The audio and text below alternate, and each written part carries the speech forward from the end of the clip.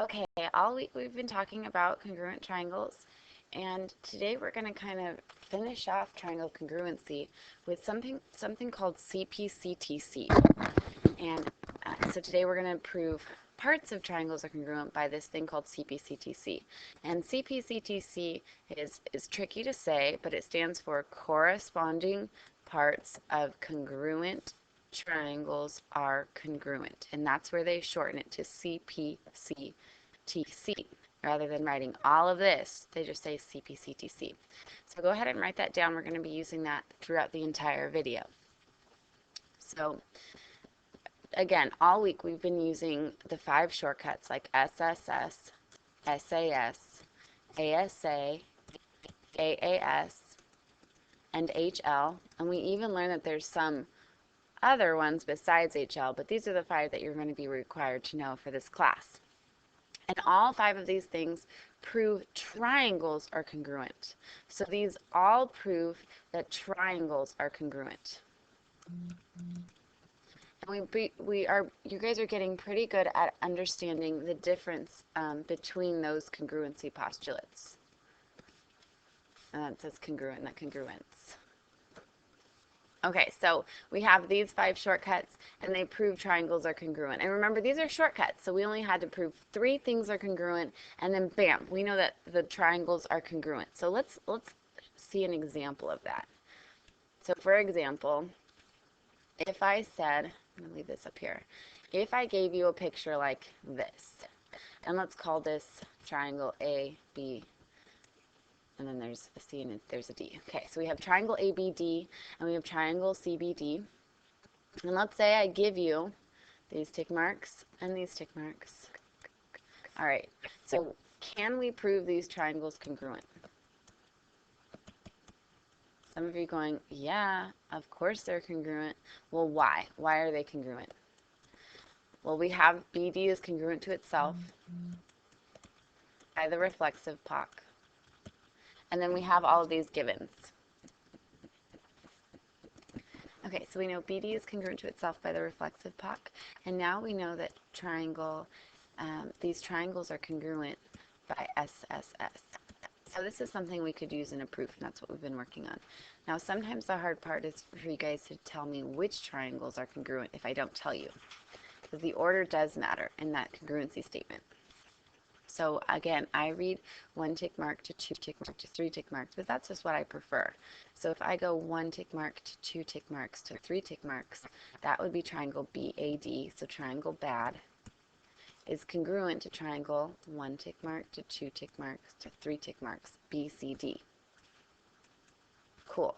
So let's look at, again, what I gave you in this picture. We already said that the sides are all congruent.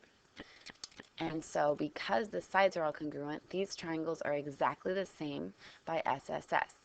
Now, even though I didn't give you anything about the angles, because we've said that those triangles are congruent, that means these corresponding angles will also be congruent. So corresponding means they're in the same spot in the picture and in the congruency statement, which is why that congruency statement is super important.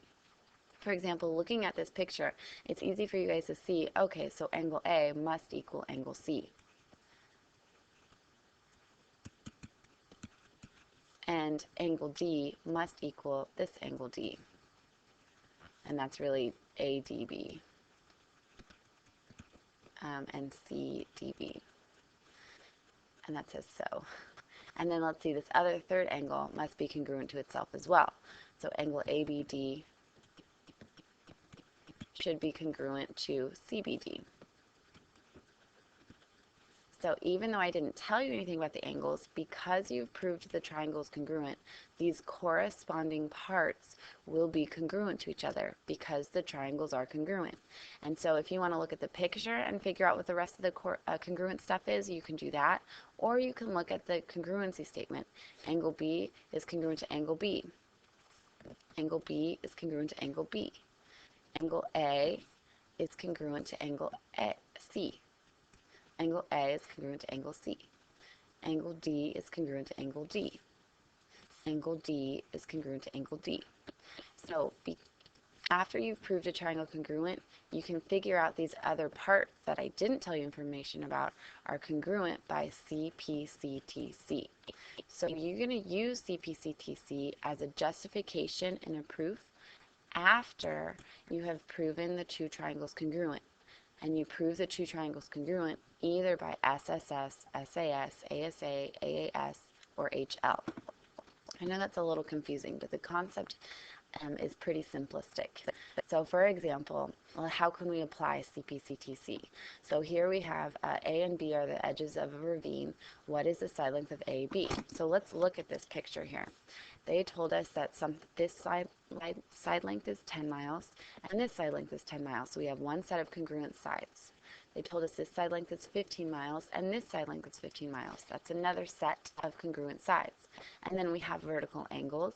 So we know that the triangles are congruent by SAS. And that's our first step. That's the first thing you want to do. Now that you have congruent triangles, now we know that the corresponding parts of those congruent triangles must be congruent to each other. So if I want to know what AB is, I know AB should be congruent and it's because it's corresponding to this side length. So side length AB is going to be a distance of 18 miles. So that's how we use CPCTC in the real world. I'm going to do one proof and then I'll show you kind of what we're looking for. So again, you're going to, in proofs, you're going to use either SSS, SAS, one of these 5 shortcuts first, and then you use CPCTC. So example, in the proofs we've been doing so far, the proof, again, remember I emphasize read the proof first. Usually we've been proving triangles are congruent. This is a part.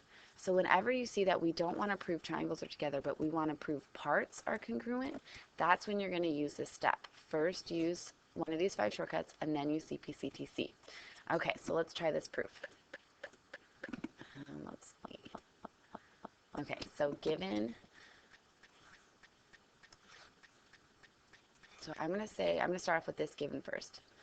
So given XY is congruent to YZ, that's my given. Okay, so I have XY is congruent to YZ, sweet, and that's its side length. Nice.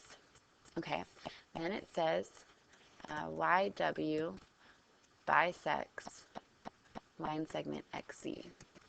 So, okay, so this line segment is cutting this line segment in half. That's another given.